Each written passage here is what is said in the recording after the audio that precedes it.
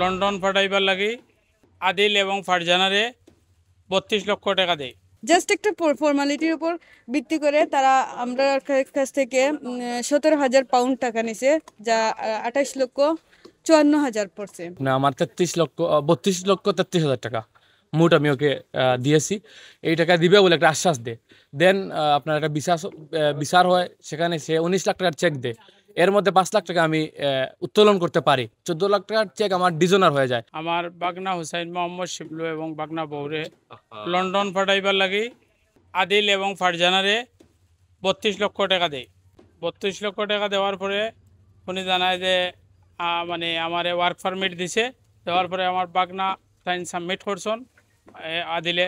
Submit করার পরে আমার বিষয় হয়েছে না, যখন আমারে কইছে ভাই আপনার টাকা দিলাইমু, টাকা দিমু কইয়া আমারে মানে 22 লাখ টাকার চেক দিছে। 21 লাখ টাকার চেক দেওয়ার পরে উঠিয়া কইছে যে ভাই আমি বাকি টাকা আগামীকালকে দিয়ে আপনালোকে এটা চুক্তি করি। আর আমি কোর্টে 3টা মামলা করেছি ফারজানার উপরে। আমার 32 লাখ টাকার ডকুমেন্ট দিয়ে এখন মামলা চলমান আছে, ওয়ারেন্ট হয়েছে। আর গতকালকে আরও ভুক্তভোগী যারা আছেন এদের মামলায় গ্রেফতার হওয়া জানিয়া আমি কোতোয়ালি থানায় উপস্থিত হইয়া আমি সবার সাথে একত্রতা ঘোষণা করি যেন সবাই যেন ওই টাকাটা তাদের পায়।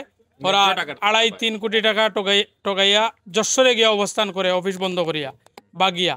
এখন আমরা প্রশাসনের কাছে দাবি জানাইছি যে আমাদের যেন ন্যায় বিচারটা পাই। 2024 সালের অক্টোবর মাসে আমরা ওনার সাথে পরিচিত হই।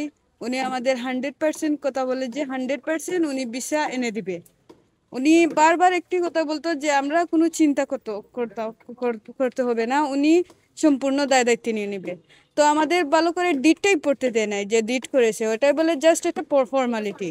জাস্ট একটা ফর্মালিটির উপর ভিত্তি করে তারা আমরা কাছ থেকে 17,000 টাকা নিছে, যা 28,54,000 পড়ছে।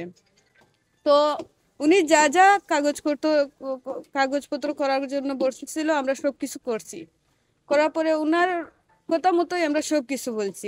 তারপরে ভিসা রিজেক্ট হয়েছে, ওইটা কি আসলে ভিসা রিজেক্ট হয়েছে ওইটাও আমরা নিশ্চিতভাবে জানি না। তো বাদে আমাকে একটা রিফিউজ লেটার দিয়ে বলে যে আপনার ভিসা রিফিউজ হয়েছে। একিউজ দেখায় যে একটা ডকুমেন্ট, একটা ইন্টারভিউ। এরপরে ইউকেবিআই একটা ইন্টারভিউ হয়, ওইটার কথাও আমাদের বলা হয়নি। উনি প্রথমে আমাদের বলেননি। যখন আমরা বললাম যে আমরা টাকাটা ব্যাক দেন, আপনি তো এইভাবে বলছেন, হয় দেশে কি আইন নাই যে আমাদের কাছে সিসিটিভি ফুটেজ আছে, ডির আছে, আমরা আপনাদের টাকা মারি নাই, আমরা ইউকেতে চলে গেছে। আমি তো টাকা রিটার্ন দিব বলে ফার্স্ট স্টেপ করেছিল, তারপরে টাকা রিটার্ন দেয় নাই। বসুন্ধরা টিস্যু, অশুদ্ধতার বিরুদ্ধে এক বিন্দুও ছাড় নয়। তারপরে কোনো যোগাযোগও করে নাই। যে সময় রিফিউজ লেটার দেওয়ার পরে আমাদের সাথে কোনো যোগাযোগ করে নাই। আমাদের এমনও বয়স দিছে যে হোয়াটসঅ্যাপে এমন বয়স দিছে যে আপনাদের হাতটা আমরা ছাড়বো না, ইউকে না হোক আমরা আপনাদের ইউরোপের যে কোনো একটা দেশে পাঠাবো। তারপর থেকে কোনো ধরনের যোগাযোগ নেই। লাস্ট মোমেন্টে এসে আমাকে ব্লক করে দিয়ে দিয়েছে। আমি যে সময় অতিরিক্ত মেসেজ দিচ্ছি ব্লক করে দিয়ে দিয়েছে। তো এখন আমরা আইনের আওতায় গেছি। আইনের আওতায় যাওয়ার পরে পুলিশ অ্যারেস্ট করেছে। প্রায় 1 বছর হয়ে গেছে। গত অক্টোবর থেকে না, ওয়ার্ক পারমিট, ওয়ার্ক পারমিটের জন্য। তো এখন ফারজানাকে অ্যারেস্ট করেছে এসআই মুকিত সাহেব। আমরা উপযুক্ত দাবি, আমরা টাকা ফেরত চাই। যে কোনো অবস্থাতেই আমরা ফারজানার কাছ থেকে টাকা ফেরত চাই। ফারজানা সুষ্ঠু বিচার চাই।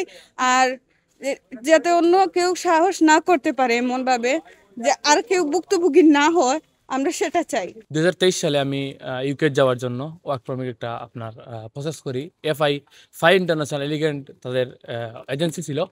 দেন তাদেরকে আমার লেনদেন হওয়ার পর, আমার বিছানা হওয়ার পর ওরা খালি তারিখ করে আমার সাথে টাকা দেয় না, আমার ভোগান্তি করে। দেন আমি আপনার আমার মামা উনিও ছিলেন, আরও অনেক মানুষ ছিলেন, ওদেরকে নিয়ে যাওয়ার পর ও টাকা দিবে বলে আপনার আমার 32 লক্ষ 33 হাজার টাকা মোট আমি ওকে দিয়েছি। এই টাকা দিবে বলে একটা আশ্বাস দেয়। দেন আপনার একটা বিচার হয়, সেখানে সে 19 লাখ টাকার চেক দেয়।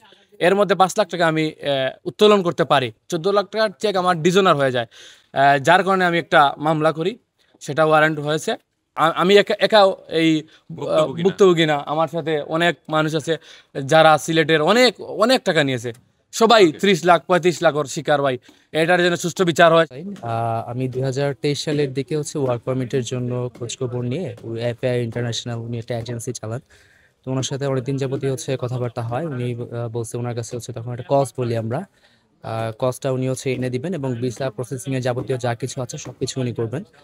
এবং এখানে বিএফএস ইন্টারভিউ হয়েছে, বিএফএস ইন্টারভিউর ব্যাপারে উনি প্রথমে ক্লিয়ার করেন নাই। উনি বলছেন যে আমরা কস্ট এটা দিব এবং ভিসা প্রসেসিং এর যাবতীয় যা কিছু আছে সবকিছু আমরা করে দিব। ওইটার ইয়েতে হচ্ছে হ্যাঁ 100% ভিসা রেশিও।